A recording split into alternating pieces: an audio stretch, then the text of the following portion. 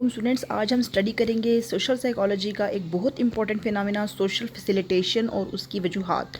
आज से पहले आपने बहुत सी ऐसी प्रेजेंटेशंस देखी होंगी जिनमें बहुत लंबी लंबी प्रेजेंटेशंस को बहुत अच्छे तरीके से प्रेजेंट किया जाता है, लेकिन मेरी इस साइकोलॉजी के चैनल का मकसद ये है कि मैं बहुत शॉर्ट करके वीडियो में किसी भी कॉन्सेप्ट को एक्सप्लेन कर सकूं ताकि स्टूडेंट्स जो हैं वो उसको आसानी से समझ पाएँ ना, क्योंकि मुझसे बहुत अच्छे अच्छे क्रिएटर्स हैं जो कि इनको बहुत ज़्यादा कॉम्प्लेक्स वे में एक्सप्लेन करते हैं। लेकिन मेरा मकसद ये है कि आजकल के दौर में इंसान इतनी लंबी वीडियोस को टाइम नहीं दे सकता, तो वो शॉर्ट टाइम में किस तरह एक टॉपिक को कम्प्रीहेंड कर सकता है। तो आइए देखते हैं कि सोशल फैसिलिटेशन क्या होता है और उसकी वजूहात क्या होती हैं।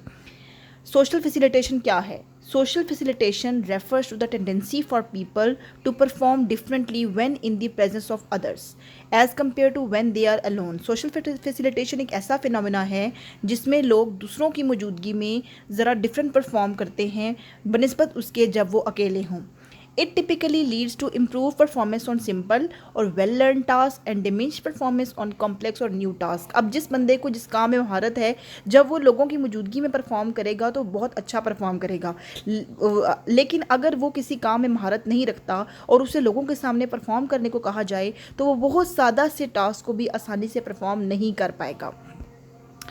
Causes of social facilitation. Social facilitation की क्या वजूहात होती हैं? सबसे पहली वजह है इसकी अराउज़ल। जैसे ही हम लोगों की मौजूदगी में जाते हैं तो हमारे अंदर फिजियोलॉजिकल अराउज़ल बढ़ जाता है। अगर हमें कहा जाए कि आप स्टेज पर खड़े होकर परफॉर्म करें तो हमारे दिल की धड़कन तेज़ हो जाएगी, हमें पसीने आने लग जाएंगे, हमारी आवाज़ लड़खड़ाएगी। ये क्या होता है? Physiological arousal. दूसरा होता है इवैल्यूएशन एप्रीहेंशन। ये क्या चीज़ है? जब हम लोगों के सामने जाते हैं तो हमें लगता है कि लोग हमें जज कर रहे हैं, हमें एवेल्यूएट कर रहे हैं या हमें क्रिटिसाइज़ कर रहे हैं। इसकी वजह से हमारी परफॉर्मेंस जो होती है वो डिमिनिश हो जाती है। Distraction conflict theory. उसके अलावा इसकी एक इम्पॉर्टेंट वजह ये है कि हमें लोगों की मौजूदगी में डिस्ट्रैक्शन होती है। आप लोगों के सामने परफॉर्म कर रहे हैं तो मे बी आप अगर अकेले परफॉर्म कर रहे हो, कोई डिस्ट्रैक्शन नहीं होती, आप बहुत अच्छे से काम कर पाते हैं। लेकिन जब आप लोगों की मौजूदगी में होते हैं तो आपसे डिस्ट्रैक्शन की वजह से आसान सा काम भी मुश्किल लगने लग जाता है। उसके अलावा ये सोशल कंपैरिजन। सोशल कंपैरिजन क्या होता है कि जब आप किसी की मौजूदगी में कोई भी टास्क परफॉर्म करते हैं तो आप अपने आप को दूसरों से कंपेयर करने लग जाते हैं कि शायद वो दूसरा मुझसे बेहतर परफॉर्म कर रहा है। इसकी वजह से आप आसान टास्क को मुश्किल में कन्वर्ट कर देते हैं, वो भी आपसे नहीं हो पाता। ये इंसान की एक नेचर है कि वो अपने आप को दूसरों से कंपेयर करता है। हालांकि बाज़ औक़ात हम दूसरों से उन कामों में बहुत बेहतर होते हैं, लेकिन जब हम दूसरों से कंपेयर करते हैं तो हम वो आसान काम भी मुश्किल में कन्वर्ट कर देते हैं। उसके अलावा ये है मियर प्रेजेंस। इसके अलावा दूसरों की सिर्फ प्रेजेंस जो होती है वो हमारे अंदर एक अराउजल क्रिएट करती है। हम अकेले होते हैं तो हमें कोई डर नहीं होता, कोई हमें देख रहा है, कोई हमें जज कर रहा है, हम लोग आराम से वो काम कर लेते हैं। लेकिन जब कोई हमारे सामने आ जाए तो हमारी टास्क जो होता है वो आसान सा टास्क भी हमें मुश्किल लगने लग जाता है। अब इसमें एग्जाम्पल देखते हैं। सबसे पहले है शूटिंग एलोन, बास्केटबॉल। अब जैसे एक प्लेयर है, वो अकेले परफॉर्म कर रहा है, ठीक है। उसने परफॉर्मेंस से पहले जो होता है, परफॉर्म करने से पहले वो एक रिहर्सल सी कर रहा है। जब वो अकेले परफॉर्म करेगा तो बहुत अच्छा रिलैक्स तरीके से परफॉर्म करेगा। सिनेरियो 2 क्या होगा? Shooting in front of an audience. अब वो ऑडियंस के सामने कैसे परफॉर्म करेगा? Increase arousal can lead to improve performance on well practice task. अब ऐसा होगा जब वो दूसरों के सामने जाएगा, उसे बहुत अच्छे से प्रैक्टिस की हुई है तो वो बहुत अच्छे तरीके से परफॉर्म करेगा।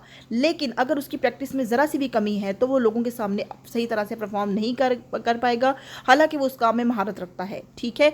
उस अराउजल की वजह से उसकी वो आसान सा काम भी उसे मुश्किल लगने लग जाएगा। अब इसका कंक्लूजन क्या है? Social facilitation helps in understanding how group dynamics influence individual performance. Social facilitation हमें यह बताता है कि किस तरह से ग्रुप जो होता है वो इंसान की इंडिविजुअल परफॉर्मेंस को अफेक्ट करता है। It has applications in various domains such as sports, education and work place productivity. आप अपने आप को रोज़ाना देखिए, बहुत से बच्चे ऐसे होते हैं जो क्लास में बहुत अच्छा परफॉर्म करते हैं, जो नॉलेज जिनका बहुत अच्छा होता है, बहुत अडेप्ट होते हैं उसमें, वो प्रेजेंटेशन बड़ी अच्छे तरीके से दे देते हैं। लेकिन जो बच्चे बिल्कुल न्यू किसी चीज़ को स्किल को सीखते हैं या वो पहली दफ़ा लोगों के सामने जाते हैं तो उनकी प्रेजेंटेशन में बहुत फ़र्क होता है। अब एक टीचर जो है वो रोज़ाना बच्चों के सामने एक्सपोज होता है, रोज़ाना उनको पढ़ाता है, तो उसके लिए तो 1 मिनट का काम है समझाना। लेकिन एक स्टूडेंट को जब वो कहता है कि वो प्रेजेंटेशन दे तो स्टूडेंट घबराता है, उसकी आवाज़ भी लड़खड़ाती है, उसको पसीना भी आता है, वो काँपने भी लग जाता है लोगों के सामने जाकर। उसकी यही वजह है कि वो लोगों की प्रेजेंस की वजह से, अराउजल की वजह से वो ठीक से नहीं कर पाता। हालांकि उसको उस सब्जेक्ट के बारे में नॉलेज भी होता है, उस कॉन्सेप्ट का नॉलेज भी होता है, लेकिन क्योंकि उसको इतनी महारत नहीं है, वो लोगों के सामने अराउजल, डिस्ट्रैक्शन और एवेल्यूशन एप्रीहेंशन की वजह से सही तरह से परफॉर्म नहीं कर पाता। सिंपल टास्क पे उसकी परफॉर्मेंस अच्छी हो जाएगी, लेकिन अगर उसने कोई स्किल न्यू लर्न किया है, बिल्कुल फर्स्ट टाइम लर्न किया है और वो उसको परफॉर्म करने जाएगा लोगों के सामने, तो उसकी परफॉर्मेंस में फ़र्क आएगा। Recognising the factors contributing to social facilitation can aid in optimising performance. जब हम इन फैक्टर्स को समझ जाते हैं कि कौन से फैक्टर जो सोशल फैसिलिटेशन को की वजह बनते हैं, तो हम अपनी परफॉर्मेंस को इम्प्रूव कर सकते हैं। ठीक है, आई होप कि आपको बहुत अच्छे तरीके से समझ आया होगा। मैं इससे भी ज़्यादा लंबी वीडियो बना सकती थी, लेकिन मेरा मकसद सिर्फ ये है कि आपको बहुत शॉर्ट वे में, बहुत ब्रीफ तरीके से सिंप्लीफाई करके चीज़ों को समझा दिया जाए, ताकि उस टॉपिक का मेन क्रक्स जो है वो आपकी समझ में आ जाए। थैंक